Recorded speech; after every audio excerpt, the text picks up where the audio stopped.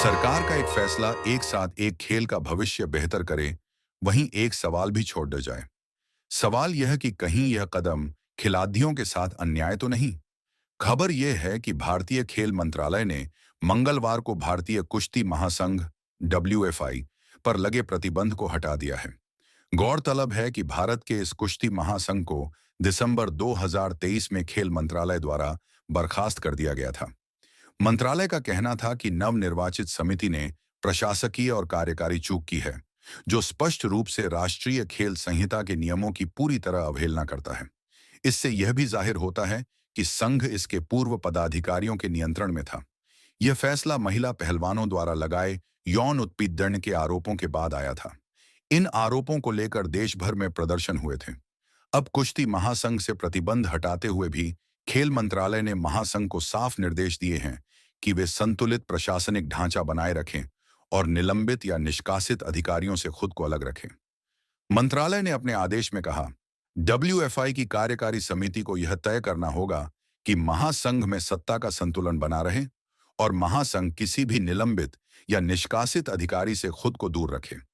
इस संबंध में महासंघ को 4 सप्ताह के भीतर लिखित में आश्वासन देना होगा। अगर इस शर्त का उल्लंघन किया जाता है तो खेल संहिता के तहत कानूनी कार्रवाई की जाएगी। इस फैसले के साथ ही महासंघ की पूरी जिम्मेदारी अब संजय सिंह को सौंप दी गई है। संजय सिंह ने ओलंपिक में पदक जीतने वाली पहलवान साक्षी मलिक को हराकर रेसलिंग फेडरेशन ऑफ इंडिया के प्रेसिडेंट का चुनाव जीता था। संजय सिंह की इसके अलावा एक और पहचान है। वे बीजेपी सांसद बृजभूषण शरण सिंह के करीबी माने जाते हैं। आपको बता दें, बृजभूषण वही नेता हैं जिन पर महिला पहलवानों के यौन उत्पीड़न के गंभीर आरोप लगे थे। पहलवान विनेश फोगाट और साक्षी मलिक काफी दिन तक उनके खिलाफ धरने पर बैठी थीं। माना जा रहा है कि खेल मंत्रालय के इस फैसले के बाद भारतीय कुश्ती महासंघ में बृजभूषण शरण सिंह का कैंप मजबूत हो गया है। इस फैसले की खुशी WFI के पूर्व अध्यक्ष रहे बृजभूषण सिंह के खेमे में साफ दिखी। पूर्व भाजपा सांसद बृजभूषण शरण सिंह ने इस फैसले का स्वागत करते हुए कहा, यह संघर्ष लगभग 26 महीनों तक चला और आज सरकार ने महासंघ को बहाल कर दिया है। हम इसके लिए सरकार और खेल मंत्री का धन्यवाद करते हैं। बृजभूषण ने यह भी कहा कि पूरे हंगामे का खामियाजा सबसे ज्यादा खिलाड़ियों और जूनियर पहलवानों को भुगतना पड़ा। उन्होंने इस बात पर विशेष जोर दिया कि सभी टूर्नामेंट पहले की तरह आयोजित किए जाने चाहिए। हालांकि इस तरह खुशी जाहिर कर रहे बृजभूषण शरण सिंह पर 6 महिला पहलवानों ने यौन उत्पीड़न के गंभीर आरोप लगाए थे। उनके खिलाफ दिल्ली पुलिस ने भारतीय दंड संहिता की धारा 354 महिला की मर्यादा भंग करने के लिए बल प्रयोग, धारा 354A यौन उत्पीड़न, 354D पीछा करना और 506 आपराधिक धमकी के तहत मामला दर्ज किया गया था। ये तमाम आरोप महिला की मर्यादा भंग करने के लिए बल प्रयोग, यौन उत्पीड़न, पीछा करना और आपराधिक धमकी के हैं। हालांकि जुलाई 2023 में दिल्ली की एक अदालत ने उन्हें नियमित जमानत दे दी थी। वहीं पुलिस ने अपनी चार्जशीट में यह खुलकर कहा था कि उनके खिलाफ पर्याप्त सबूत है। अभी तक इस मामले की अंतिम सुनवाई नहीं हुई है। पीड़ित पहलवान लगातार उनके खिलाफ कार्रवाई की मांग कर रहे हैं।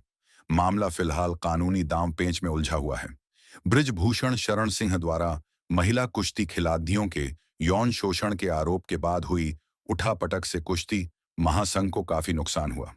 इस विवाद के चलते भारतीय पहलवान कई अहम अंतर्राष्ट्रीय टूर्नामेंट्स में हिस्सा नहीं ले सके। इसके कारण भारतीय खिलाड़ियों ने रैंकिंग सीरीज के टूर्नामेंट जैसे कि जाग्रेब और अल्बानिया में भाग नहीं लिया। इस वजह से उनके अंतर्राष्ट्रीय करियर पर असर पड़ा। वहीं अदालत के आदेश के बावजूद भारतीय ओलंपिक संघ IOA ने महासंघ का संचालन करने के लिए बनाई गई एड हॉक समिति को मान्यता देने से इनकार कर दिया था। वैसे इस समय महासंघ की बहाली हो गई है। संभव है कि खिलाड़ियों को और मौके भी मिल जाएं, पर क्या महिला पहलवानों को न्याय मिल पाएगा, या सरकार ने बृजभूषण शरण सिंह को अपनी ओर से क्लीन चिट दे दी है और महिला खिलाड़ियों की इंसाफ की मांग अधर में लटक गई है।